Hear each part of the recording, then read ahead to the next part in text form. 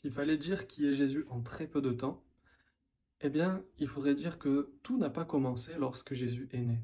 Parce que, ok, il a commencé à porter le nom de Jésus, mais tout a commencé bien avant. Avant d'être Jésus, celui qui porte le nom de Jésus, cet être existait déjà. Il existait depuis toute éternité. On lui a donné le nom du Verbe. On lui a donné le nom de la parole de Dieu. La parole de Dieu qui était avec Dieu et qui était en Dieu et qui était Dieu. En fait, c'est comme si ton cerveau était en toi, ton cœur était en toi, et en même temps il fait partie de toi. Eh bien, la parole de Dieu, elle était en Dieu. Et au bout d'un moment, eh bien, Dieu, Esprit Tout-Puissant, Créateur, a commencé, après avoir envoyé beaucoup de prophètes, à prophétiser qu'il viendrait lui-même pour devenir le berger de son peuple. Parce que Dieu ne supporte pas que son peuple souffre. Et il a voulu venir lui-même. Et donc, il est venu lui-même. Et puis, il a envoyé donc sa parole, qui a porté le nom de Jésus. Il n'a rien perdu de sa divinité. C'est pour ça qu'on dit que Jésus est à la fois homme et Dieu. 100% homme, 100% Dieu. Et donc, au bout d'un moment, Jésus est arrivé, il a commencé à grandir, à faire des miracles, changer l'eau en vin, à chasser les démons, à guérir l'aveugle, le paralysé, les boiteux. Bon, après tout, beaucoup de prophètes ont déjà fait des miracles. Mais à ce moment-là, Jésus va commencer à faire des choses étranges qui vont percuter les esprits. Il va aller jusqu'à pardonner les péchés. Au départ, les gens se disaient, voilà un prophète, il connaît beaucoup de choses, il fait des miracles, cet homme est un prophète.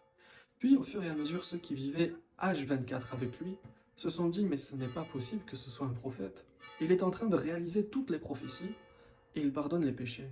Et en même temps, il se fait l'égal de Dieu. Comment peut-il se faire l'égal de Dieu? Serait-il celui que les prophéties avaient annoncé? Et puis la grâce va peu à peu toucher le cœur de certains, certaines, pour leur faire comprendre et proclamer qu'il y a là plus qu'un prophète. Jésus n'est pas arrivé comme ça, comme un cheveu sur la soupe. Tout avait été préparé. Dieu a préparé son chemin comme il prépare son chemin dans ton cœur. Et puis au fur et à mesure, Jésus va annoncer sa mort. Il va même dire, j'ai le pouvoir de donner ma vie et j'ai le pouvoir de la reprendre. Et puis c'est ce qui va se passer. Il va être accusé, non pas pour meurtre, non pas pour adultère, non pas pour vol, mais pour blasphème. Parce qu'il a dit, et il a fait comprendre être l'égal de Dieu, il a fait comprendre être Dieu. On l'a accusé parce qu'il se fait l'égal de Dieu, il se fait Dieu. On lui a dit, toi qui n'es qu'un homme, tu te fais Dieu. Jésus n'a jamais refusé ça. Il n'a jamais refusé cette accusation. Il a même dit aux pharisiens, vous scrutez les Écritures, mais vous ne voyez pas qu'elles parlent de moi.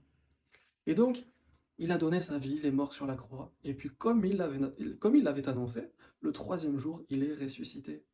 Il a vaincu cette mort. Cette mort qui était au départ sa créature, Dieu est venu dans la créature pour affronter la mort à part égale. Il l'a vaincu. Il a vaincu le péché. Il a vaincu la mort. Il a ouvert les portes du paradis pour que tous ceux qui croient en son nom, tous ceux qui sont baptisés, tous ceux qui suivent Jésus, tous ceux qui persévèrent jusqu'à la fin, soient sauvés. Aujourd'hui, eh bien, le Seigneur t'envoie son esprit et te propose de le suivre. La balle est dans ton camp. Dieu ne forcera jamais quelqu'un à être sauvé. Aujourd'hui, c'est toi qui décides. Veux-tu être à la suite de Jésus? Veux-tu être sauvé? Pour certains, il est un prophète, pour d'autres, il est un charlatan, pour d'autres, il est simplement un super guérisseur, pour d'autres, il est un homme historique.